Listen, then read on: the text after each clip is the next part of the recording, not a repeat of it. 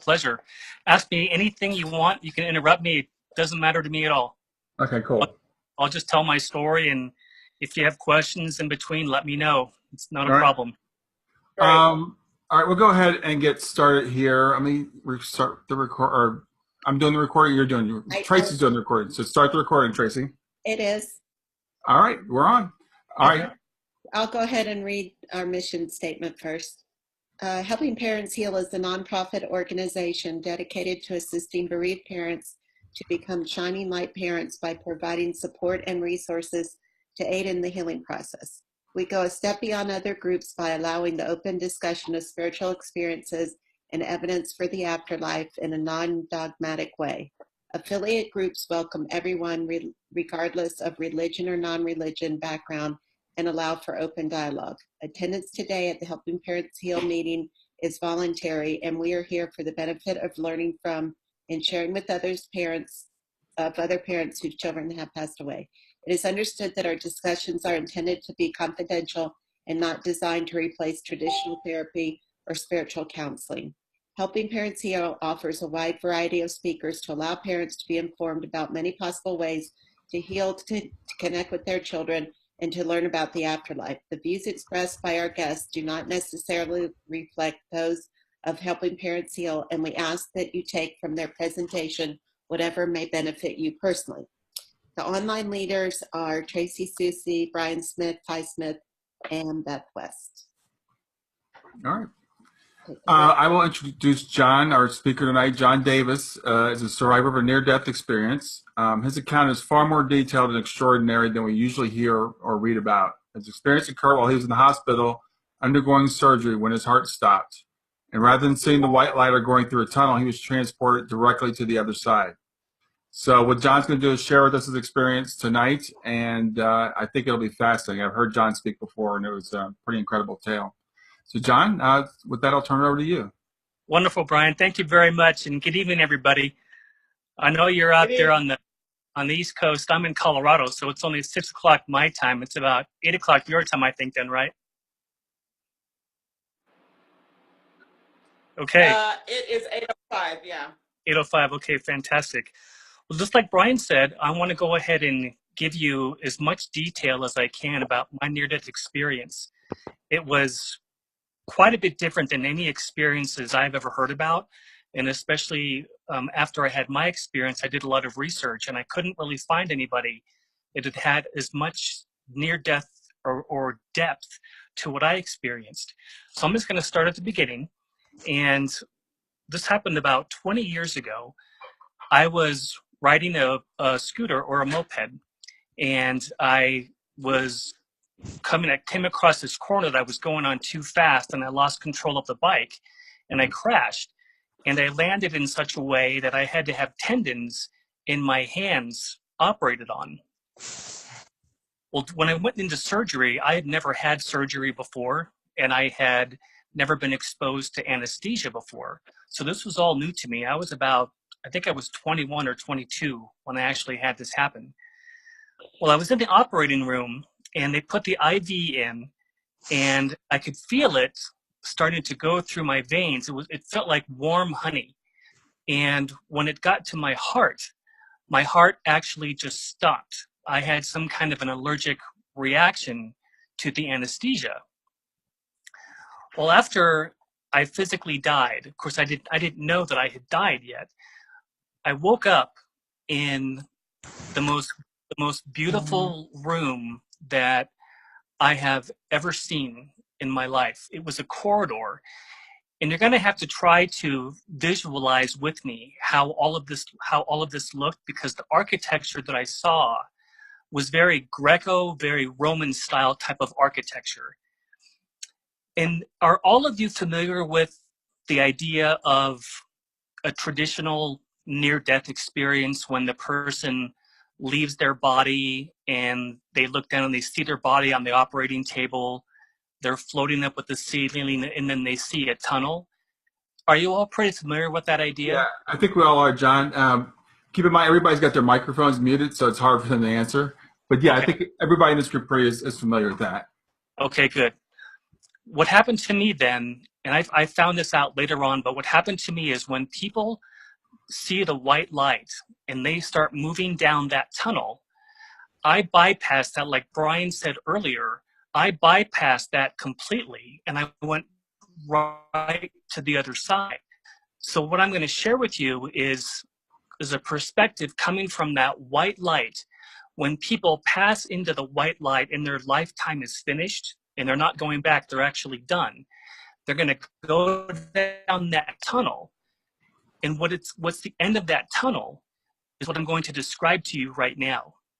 So when I woke up, I opened up my eyes in this room, and it was a corridor. It was a corridor that was miles long. It was made out of marble. It was absolutely beautiful, white, pristine marble. And this corridor had doorways or tunnels going all the way down as far as I could see. And what these doorways were, they were the tunnels that people come from when they leave the earth, when their lifetime is finished, or when they die, or when their bodies die. When they come through that tunnel, they step out into this doorway. And these doorways were about 5 feet apart, these beautiful tunnels or doorways that would look like they were cut directly out of the marble. So these doorways, imagine these doorways all the way down where people are coming into those doorways, into this building. And in front of every single doorway was a marble table. And the marble table had 4 benches, 1 bench on each side that was also made of marble. And again, it went down as far as you could see for miles. I couldn't actually see an end to this building. And it was absolutely gorgeous. And there were 2 people sitting at every single one of these tables. Now, I have to back up a little bit here and tell you that as I was going through this process, someone had set this up for me because it was logical and there was a progression to it. And there was someone who was actually speaking to me and telling me what I was seeing because I had no idea. I had no idea. So I opened up my eyes in this building. I completely forgot that I was in the hospital having surgery. So that's how all of this started. Well, there are people that sit at every one of these tables, and they're readers, or they're called orientators, that when people leave a lifetime, when it's their time to pass and they come down that tunnel and they go through this doorway, they meet people who are sitting on the other side at these tables, and there's 2 of them. It's either 2 men and a woman, all what are called orientators, and people orient to the other side. That's their job. And what's interesting to note, I'll just kind of throw this in too, is on the other side, there are no jobs where you actually have to work to pay your bills. That's what's so beautiful about the other side is you do the kind of work that you love to do, and it's just rewarding because you love it so much. It's what you love to do and you don't have to work to pay bills. Well, anyway, there were, and the voice said, look to your left, look down the doorway. Well, I left, looked in one of the doorways, saw was, it looked like space, like stars and different galaxies. And it said, the voice said, look again. Again, someone was right through that door. This person's lifetime on Earth. And he was walking, he was at his 80s, 83 or 85. He was holding his chest. He had his right hand holding his left, like people do when they have heart pain. It turns that he died from having a heart attack. Well, the moment that he stepped through those doors, Hey, John. stood up, over to him, grabbed his 2 hands in hers, and back John, to John, can you hear me? And this is what the voice told me. She was an orientator. John, can you hear me? John? I think he's got a bad connection. Yeah, he's definitely got a bad connection, and looks like he's dropped off. Yeah. Nope, it still says share his iPhone there. No, now it's muted. Do we have two Sherrys on? Uh, John, can you hear me? I can hear. Try again. And if we have trouble, Okay. we might want to turn the video off. That might help with the bandwidth. But just try it again. So you're telling us about the people at the greeting tables. Okay. I'll just, okay. And I was told in my ear that these are orientators. So the woman sat down with this man, and she held his hands, and she was talking with him, but I couldn't hear what she was saying. But here's the most amazing thing about this part is as talking to him, his appearance began to change. So he started to change from an elderly man in his 80s to a man who was 20s or 30s. I thought this was absolutely extraordinary. And I Yeah. was told again in my ear that no one ever dies here, no one ages, and no one gets any illnesses. So he crossed over. He was orientated back to his normal or his real life, because the earth is not our real home. The other side is our. So he stood up, and here's another amazing thing that happened: is this building looked like the Greek Parthenon, with beautiful white marble types of columns, and he stood up and he walked to the right, away from the tunnels, down to the most beautiful garden you could ever imagine. Green grass and flowers and trees and different colors of flowers and trees that we don't even have here on. It was beautiful.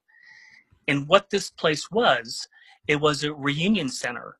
So once people come through the door, they have their orientation, and then they go out into the garden for this reunion. And who was there was everybody that had passed before him, whether it aunts or uncles or parents or children, or everybody was there to greet them. And that's what was the most amazing part of this first part of the experience. Does anybody have any questions about this part? Because this is the first part that ended. So you said Okay, I'll keep going. Because what they I think we have a little bit of a delay. So you said when you were at this part, you think this is where people go after they've crossed through the tunnel, right?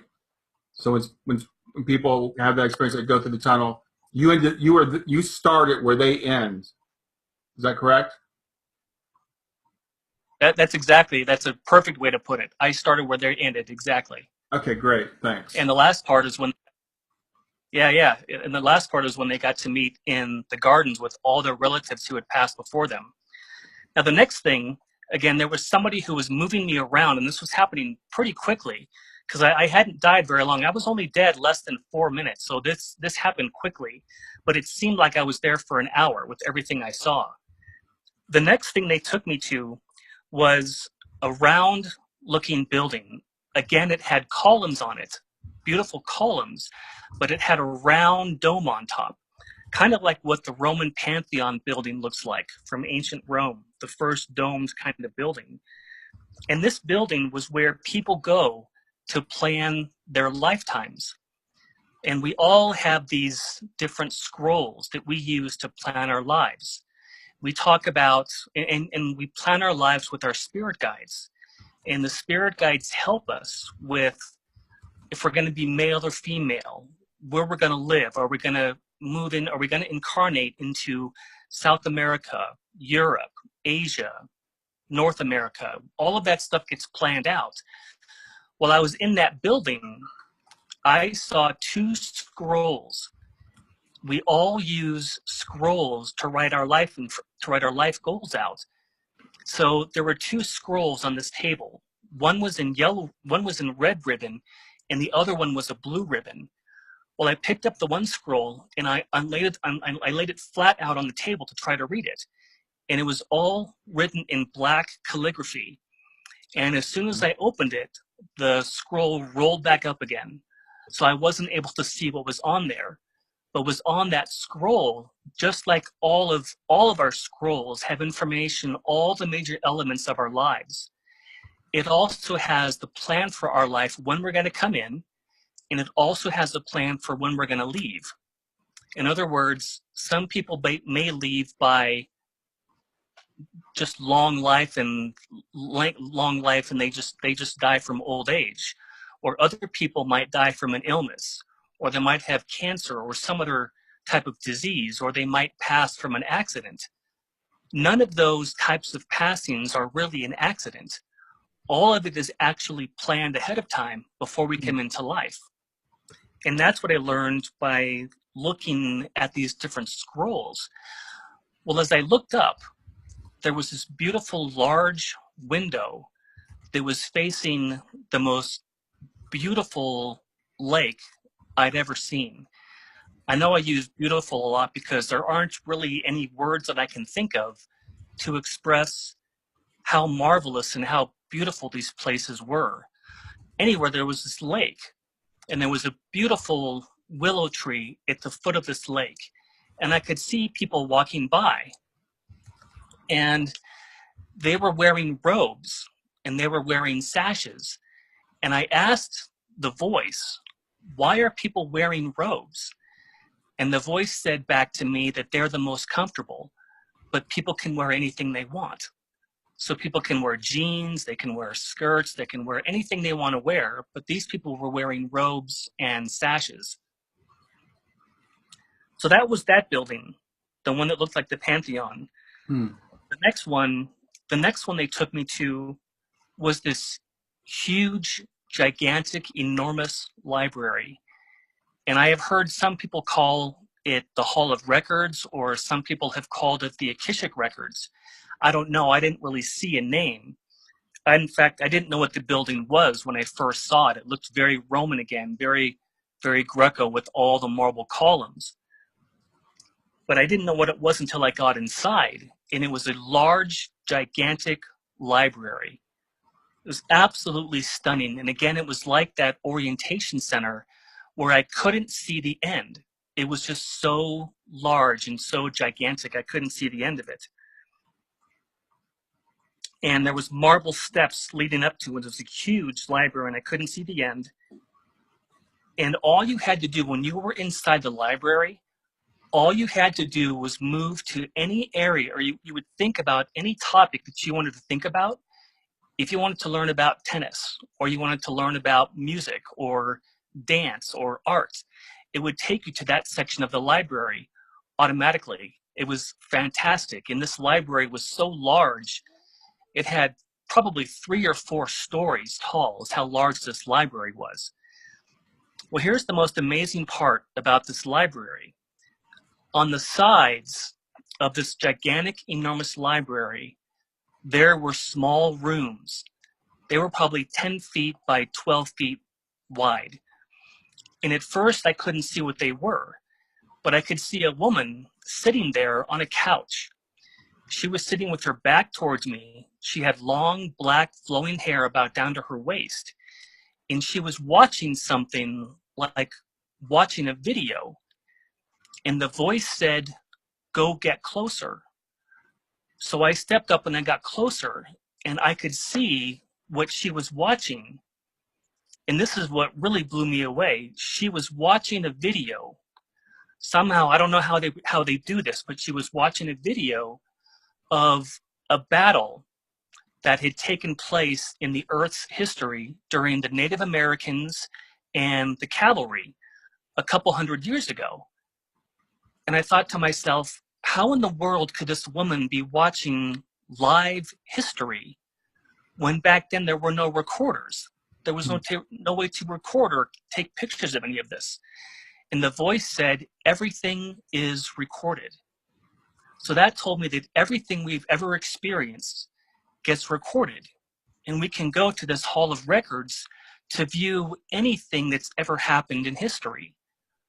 Well, it goes one step further. Not only can you walk into these viewing rooms, they call them viewing rooms. You can view anything you want to. But not only do you walk in and watch history, if you wanted to watch the Normandy invasion of World War II, where they stormed the beaches, you can put that in to watch that, but you can also step into live history. It's almost like a Harry Potter movie.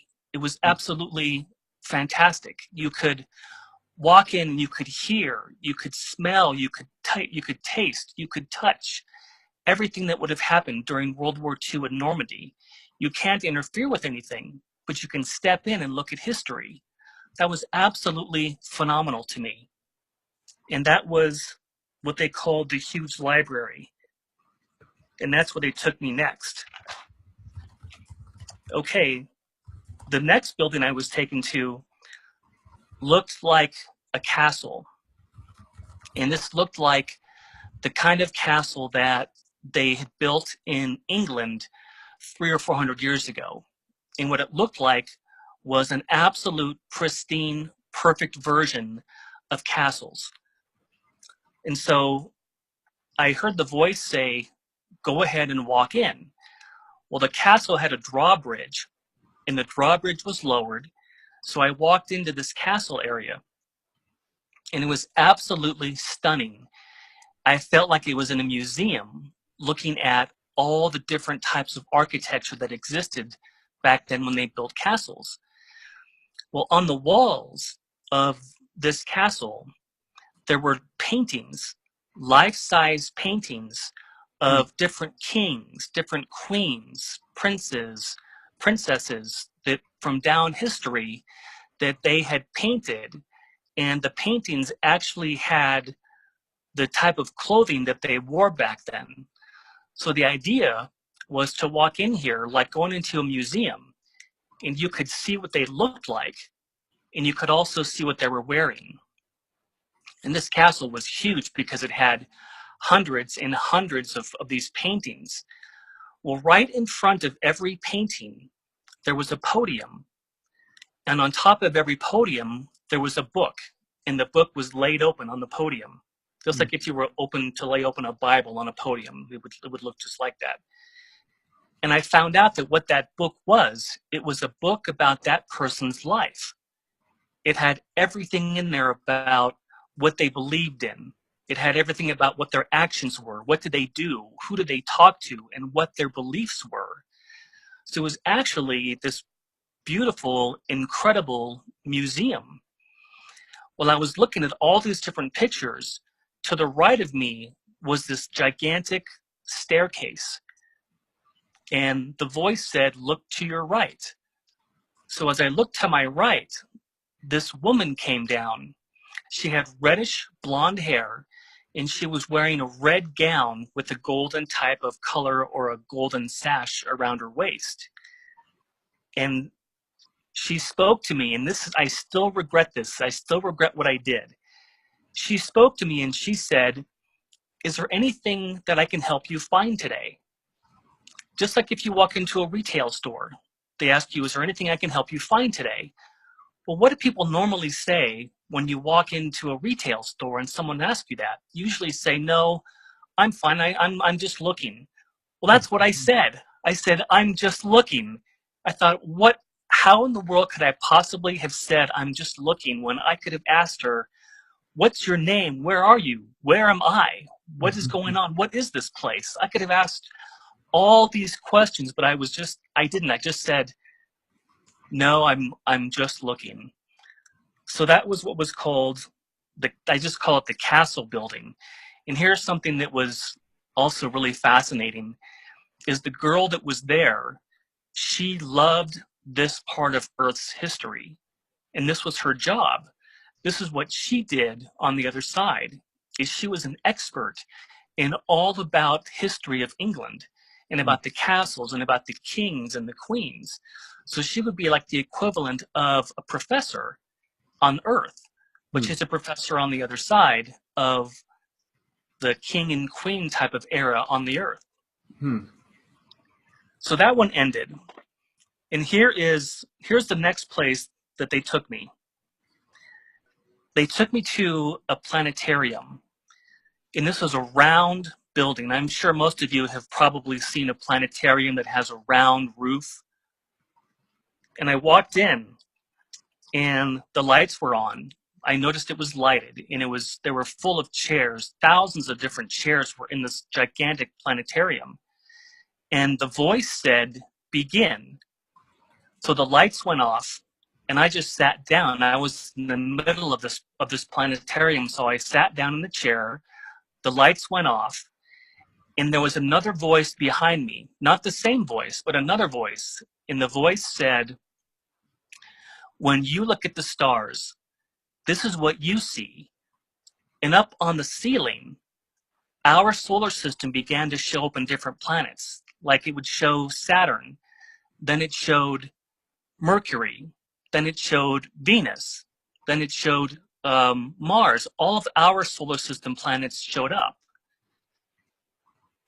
And then it showed up our galaxy, our Milky Way galaxy. And then all of a sudden, those faded, they disappeared. And the voice said again, "When we look at the stars, this is what we see." And all of a sudden, the roof started having different planets show up. Planets that, of course, were not in our solar system. Some were yellow, some were red, some were blue, some were green. And there were hundreds and hundreds. And then it transitioned into thousands and thousands of planets that were showing up on the roof, along with thousands and thousands of different galaxies. And the voice behind me said, "There is far more life in the universe than you are aware of." And I was absolutely blown away.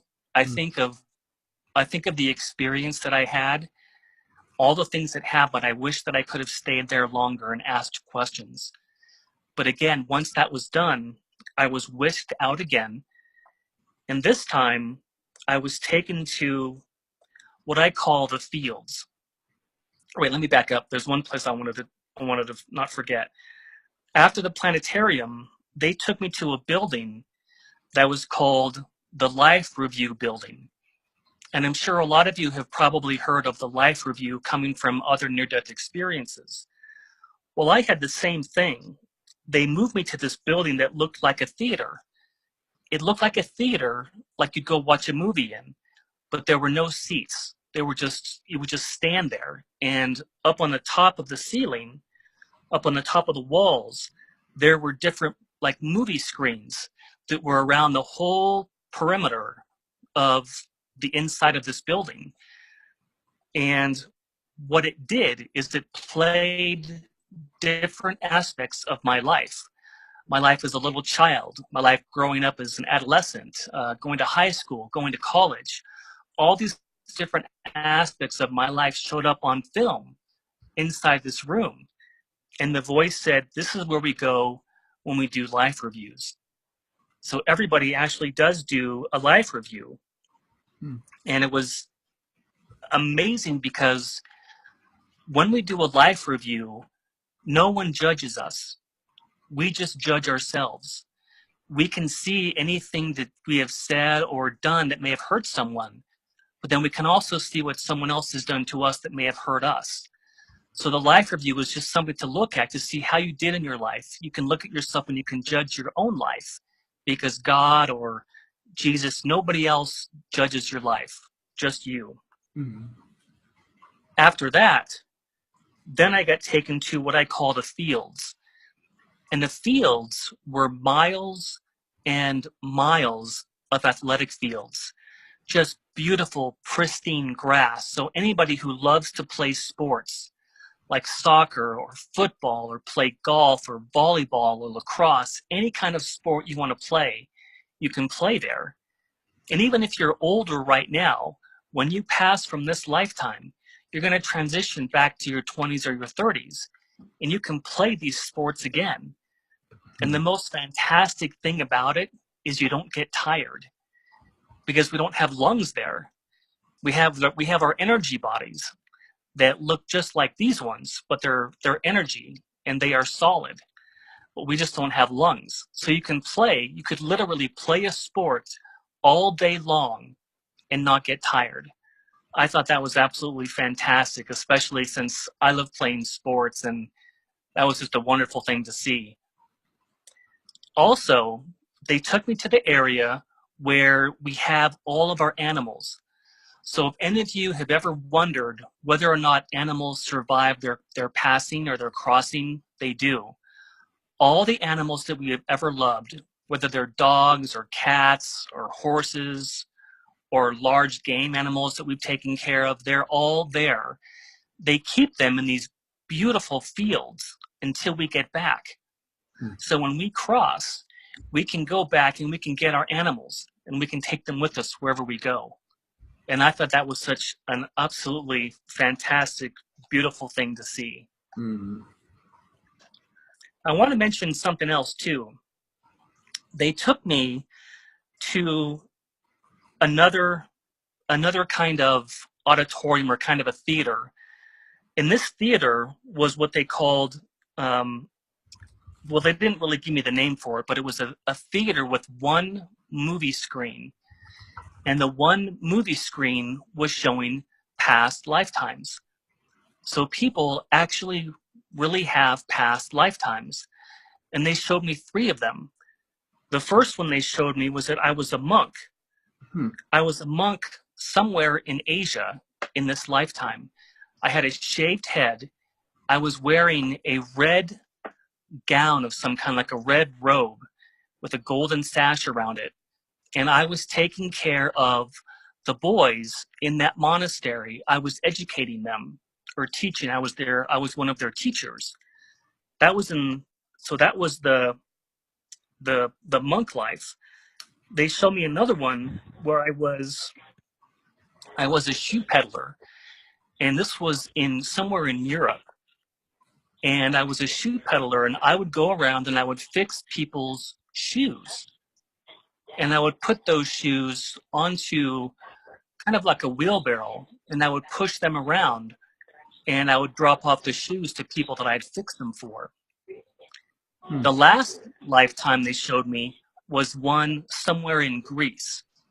And I was a fisherman, and I was on a raggedy little boat with a net that I would toss into the water, and I would pull up fish that way. Well, that was all of those led up to what's going to happen next. And this is something else that I wish I had had more time to ask questions of. Can you still hear me, Brian? Yes, I hear you. Okay. Hold on one second, John. Renee Ritchie, could you please mute your phone? I'm sorry, do what now? Could you please mute your phone? Thank you. Okay, John. Okay. Here's the last part of my experience. After that, after I was shown the 3 different lifetimes, I was put into a field. And again, this field was it was just beautiful. Beautiful grass and flowers, and the sky was blue. It was just the most beautiful field you could possibly imagine. Well, in that field, a man showed up, and he was standing about 2 feet in front of me. He was taller. He was probably maybe 6'2", 6'3". He was tall. And he was different from the other people that I had seen. I could see his hands, I could see his feet, but I couldn't see his face because he was so bright. It was almost like there was some kind of a light that was shining out from him. And I just felt this incredible amount of love and non-judgment and peace coming from this person. And it made me believe that maybe this was Jesus. I thought, how could that possibly be Jesus? Why would he appear to me? So here's what happened. He raised his arms like this. He raised his arms and he said, "You must tell them there is no death." And the very second he said that, I popped right back into my body in the hospital and opened up my eyes. They didn't even give me a chance to say, "Do you want to stay or do you want to go?" They just pushed me back. Because you've heard of other near-death experiences where people have said they've been given a choice. Do you want to come or do you want to stay? And other times they have not been given a choice, that they had to go back. So that's how it ended. And I was officially dead for less than for I guess it was about 4 minutes. So they had done all of this and shown me all of this in 4 minutes. Then I found out that time doesn't exist on the other side like it does here. When somebody passes here in the earth and they cross over, they make their transition to the other side, for them, it just might have been 6 months that they've had a lifetime. But for them here, it feels like they've lived all of their 80 years. But on the other side, it feels like they've only been gone for a few months. So it was incredible. So all in all, I had an incredible experience with my near-death experience. And I didn't discuss it with anybody for a couple of months because I had to digest what actually happened, or what I think happened. So do you have any questions for me? Yeah, we do have some questions, John. So how long did it seem to you when you were on the other side? You said it was 4 minutes in Earth time. How long did it feel like Yeah. it was for you? To me, it seemed like I was there for over an hour because Okay. nobody was rushing around. I was just going slowly, and there was someone on my left ear telling me what I was seeing, but it just seemed like I was there for over an hour. Okay. We do have a few questions. Patricia asks, did you look like yourself in your past life? No, All right. I looked completely different. I had 3 lifetimes that they showed me, and in each one, I looked completely different. In the Um, and did your past life seem familiar in any way? Not at the time. They do when you're on the other side. All your lifetimes are brought back to you with your full memory. Mm-hmm. But when you're here on the earth, when you're here on the earth plane, all of your memory is you kind of forget your memory when you come down here. Okay. Um, Tracy asked, did you want to stay? Oh yes. I absolutely wanted to stay. There was the most incredible sense of peace and love and acceptance that I can't even begin to describe. And we judge ourselves so harshly here. We are our own worst critics, and we put ourselves down so much. And over there, we are absolutely loved beyond anything that I can explain or describe. Just absolute pure love and pure acceptance and happiness and joy. There's no negativity over there. So there's nothing to really test ourselves with or fight ourselves with. Everything is just absolutely beautiful and perfect, and no negativity of any kind. So when you were there, did you feel like you had a body? Oh yeah. Yes. You do have a body. Everybody has bodies there. Okay. They are just like ours. They're just energy bodies. And this was something that I never understood before I had my near-death experience. I always wondered, what is it like in heaven? Do people just float around on clouds? Do they just exist as little balls of energy? And they don't. They actually have form, and they actually have bodies, and things are solid. Just like things are solid here, things are solid there too. You can go and do all kinds of things, anything that you love to do. If you love to paint, there is what they call a hall of painting, where you can go and see all the beautiful, fantastic historical works of art that have ever existed. And you can go in there, and it's an actual solid building.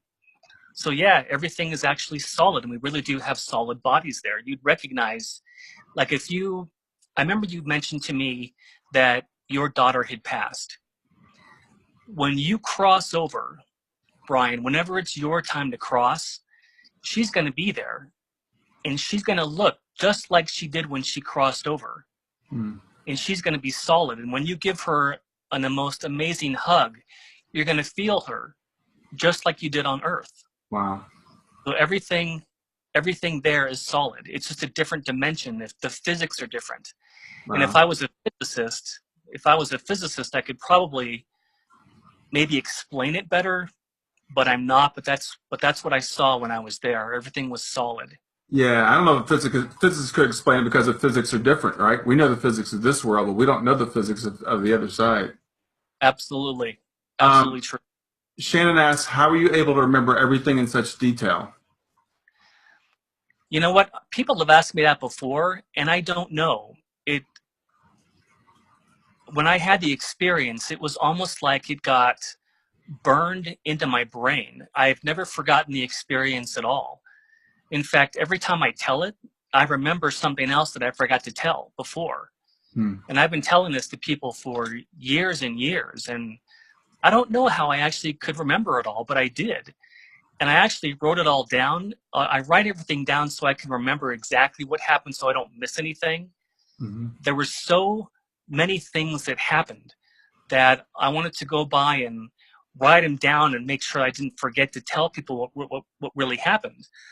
Like when people always want to know about their children. If somebody loses a child, what happened to my child? Where did my child go? And I think from my experience, there's nothing worse than losing a child. I think that's got to be the worst type of loss that there is. Well, the most beautiful thing that exists is that they still live. They're still there. They're on the other side. So when a child passes, they don't disappear forever. They're on the other side waiting for you to come back. And here's the most amazing thing. Because there's no time on the other side, they don't have to actually wait for 10, 20, or 30 years until they see you again. It's almost like you're on a vacation where it's like maybe 2 or 3 months that they're away from you. But for us, the ones that lost someone, it can be years and years until we see them again. But we just have to remember that they're there. And one thing else that I noticed too is that they can hear you or they can hear us. If we talk to them out loud, they can hear us. So if any of you who've lost somebody and you want to talk to them, please talk to them because they can still hear you. Even though we can't hear them, we can get messages in dreams. I'm sure a lot of you have probably already experienced that. Yeah, absolutely. Dee Dee wants to know if you were a world history buff in your pre-NDE life. No, actually, I hadn't even started college yet. I had liked history, but I had never even been to college to take any kind of an art history class. When I took my first art history class, I was probably 30 or 31, Hmm. and I absolutely loved it. But I really wasn't much of a history buff because I was terrified of school. I had a learning disability growing up, and college was something I thought I could never do. Hmm. But I finally convinced myself I had to try. And then when I took those classes, that's really what opened up all of that experience for me. But I had no experience of any of those buildings or structures or Greco-Roman architecture before I started college. Wow. Um, Laura asks, did you recognize any soulmates or relatives? No, I didn't actually, but I did recognize my spirit guide. My spirit guide was there, and he was there telling me what everything I was seeing. There were two voices. One was on my left, and that was my guide, and his name is Alan, Alan. And I got that just simply by I don't know how I got it, but it was in my mind. He told me his name was Alan. It was kind of like speaking without speaking. I forget the term that they use for that. It was telepathic. It was like he was telling me telepathically what his name was and that he was my spirit guide. I didn't actually remember him all that much, but there were parts of my memory that I had with him sitting me down and talking about what kind of life I wanted to live. So he was my primary guide that was helping me figure out this lifetime before I came in. Wow. Lisa asks, how did this experience change your life? It changed my life completely. It made me realize that everything that we see, everything that we think is really important, really isn't. so many times people get so worried about their careers, about their jobs, about all the superficial things that we have here, that go on here. And it doesn't mean that much. The only thing that really matters is the love that you take with you, the experience of loving others, of helping, of trying to make a difference, of loving others just because you want to help them. Those are the things that I came away with, because nothing else really matters. You could be the most successful person in the world, but you don't take that with you. There are people that have horribly unsuccessful lives that are absolute millionaires, but they treated people terribly. They didn't care for other people. They weren't there for them.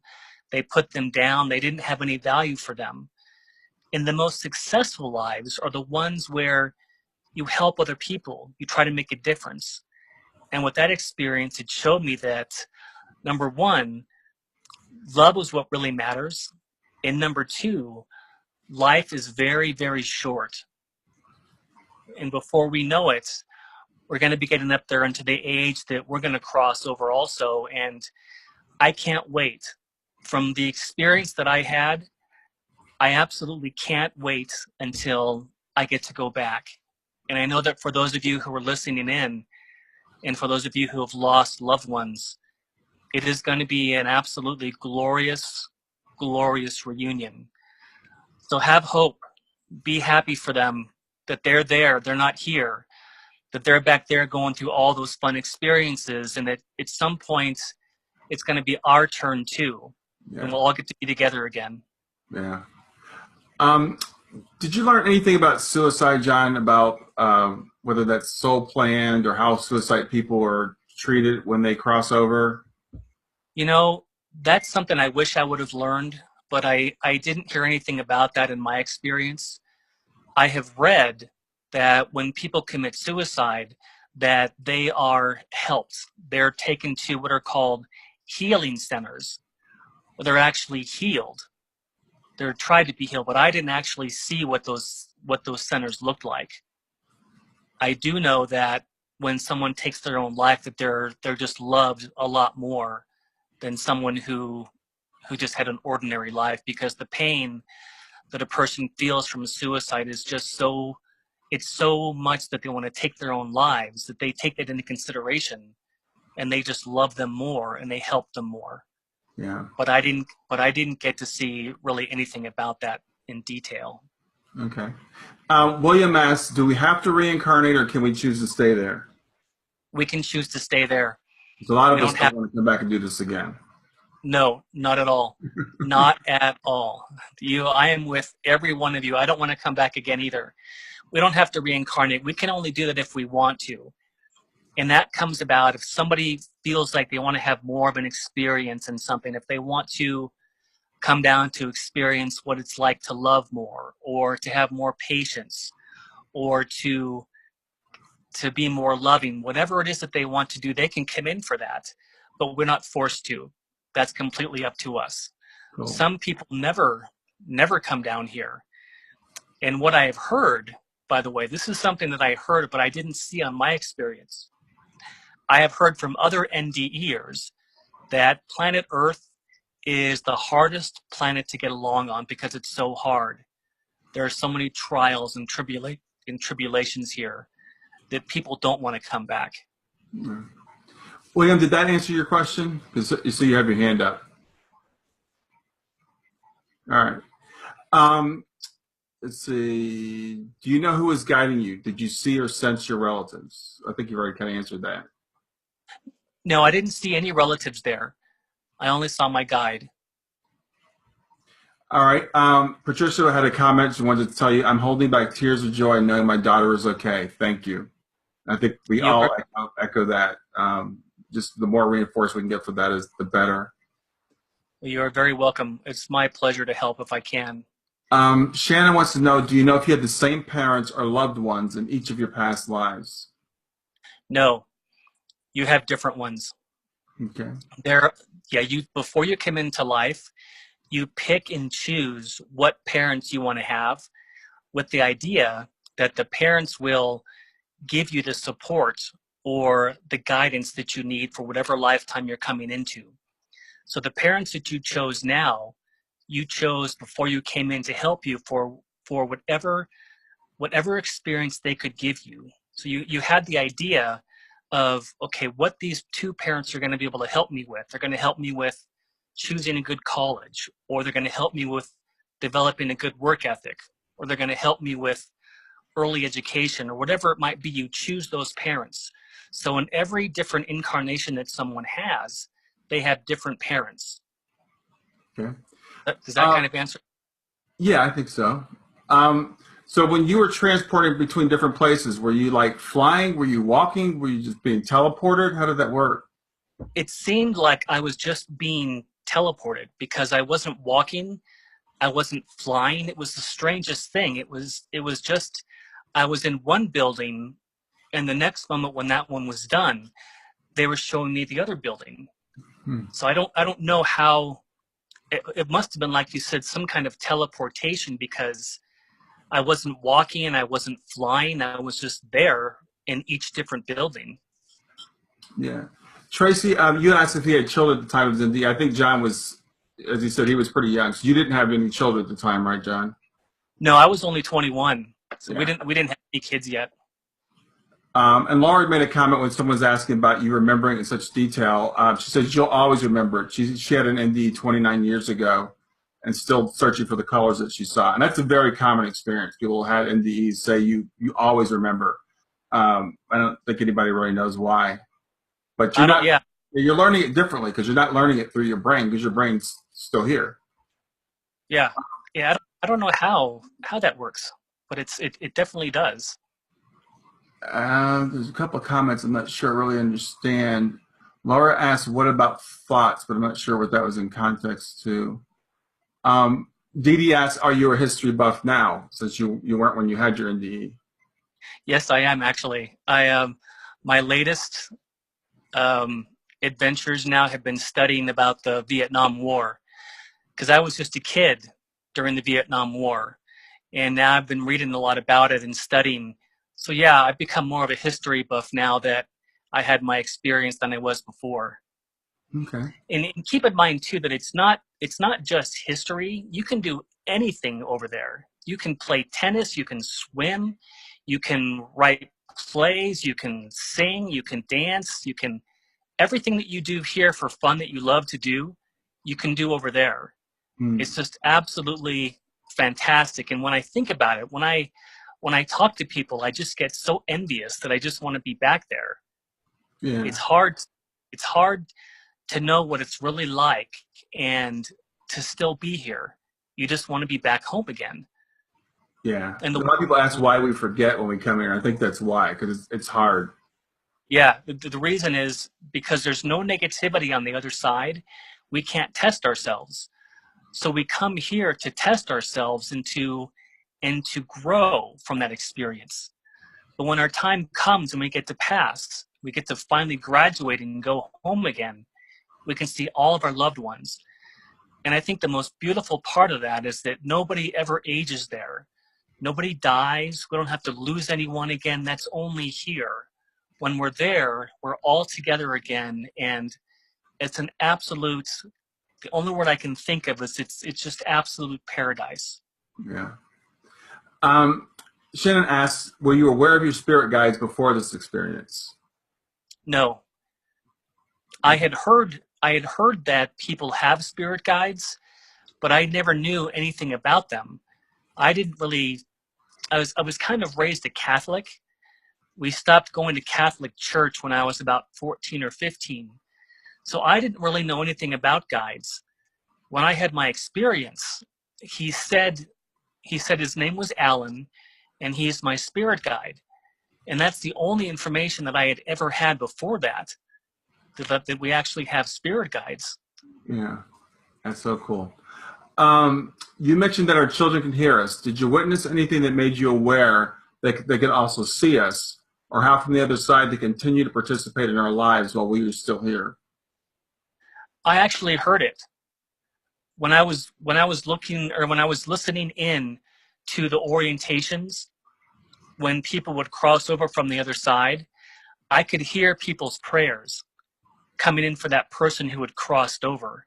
Hmm. That made me think that when people talk here on earth, that they can hear us.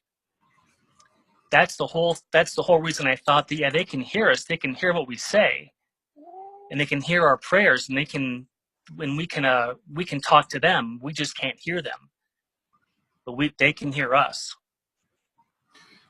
Did you get any evidence or any knowledge about soul groups? The idea that we come back with, you said you had different families, but do we come back with some of the same people over and over again? I didn't get any information about that at all. I have heard that term before, but I didn't get any information, or I wasn't shown anything about soul groups on my experience. Okay. Sorry about that. Yeah.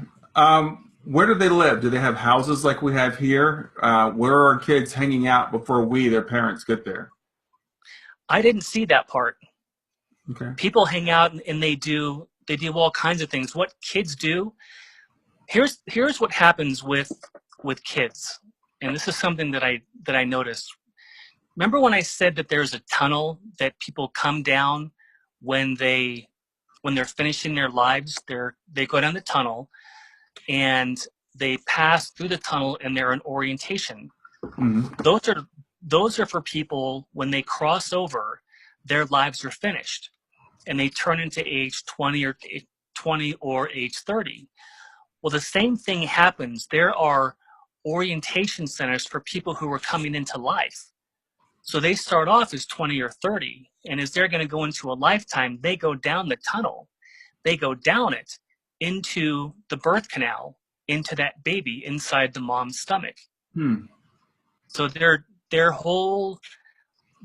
goes both ways. So people, when they cross, they're going down that tunnel to their mom's uterus, and they spend the next 9 months there. But then when they cross, they come back, and a lot of times people forget about the other side. Kids don't, though. If you have a child that crosses, that child doesn't have to go through any kind of an orientation because they left the other side so early. Mm-hmm. They remember it. So let's say your child died at age 12. Is your child going to be age 12 when you get there? And the answer is no. That person is going to be age 20 or 30. They can appear at age 12 if you want them to, so you can see them how they looked, but they're going to be the age that they normally are on the other side, which is age 20 or 30. Does that make sense? Yeah. I know it sounded kind of convoluted, but I want to make sure it makes sense. Well, that was kind of like, did you ever see the movie where What Dreams May Come? Yes, with Robin Williams. When he goes back and his daughter, she appears at the age she was, first she appears as a young adult, but then she shows that, she still has a little girl, so she appears as herself. Yes. Yeah. And that's so that we can recognize them. If they appeared as they were when they were 20 or 30, we might not recognize them from when they crossed on the earth. Yeah. You mentioned that they can hear us when we speak out loud. Can they hear our thoughts? That I don't know. When I was there, I could hear my guide's thoughts without him talking. I could hear them, but I don't know if they can hear our thoughts. Okay. I think so. Don't know. We've heard that there are houses there. Did you see houses?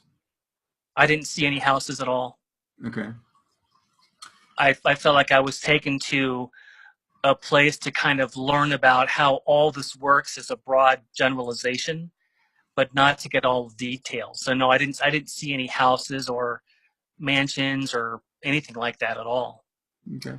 Just to answer, other people who have had NDEs and have told us that they can hear our thoughts also. So that people have gotten that knowledge that we don't have to speak out loud to them. They like when we speak out loud to them, but we don't have to. Oh, that's good. That's good to know. Yeah. Laura, I think we've already talked about what we recognize our kids, and John said, yes, we will. They can appear to us as they do, or as we remember them.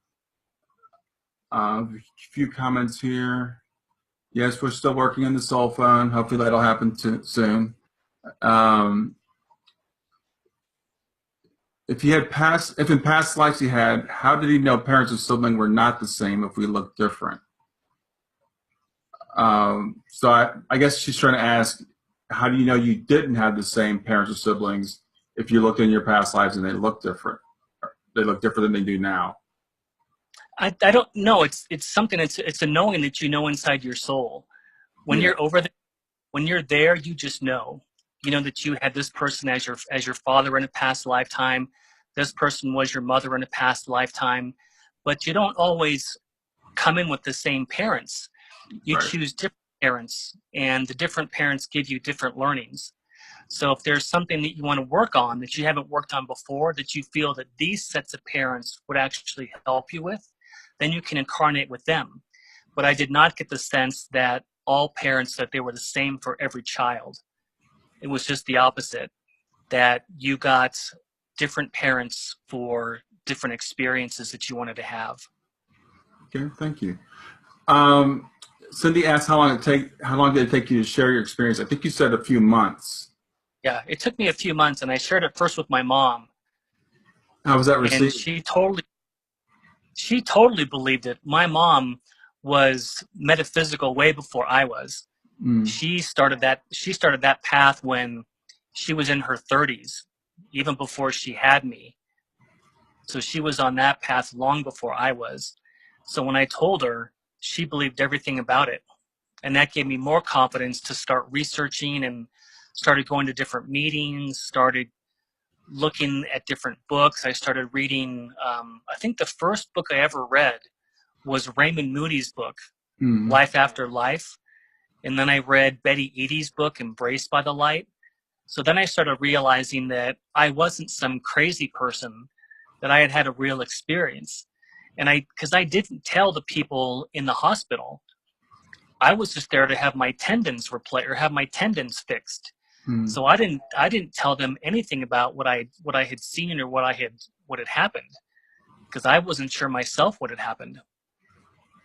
Yeah. Laura asks, we a lot of us look for signs and synchronicities. So Laura asks, do signs and synchronicities bother the people on the other side asking for signs and synchronicities?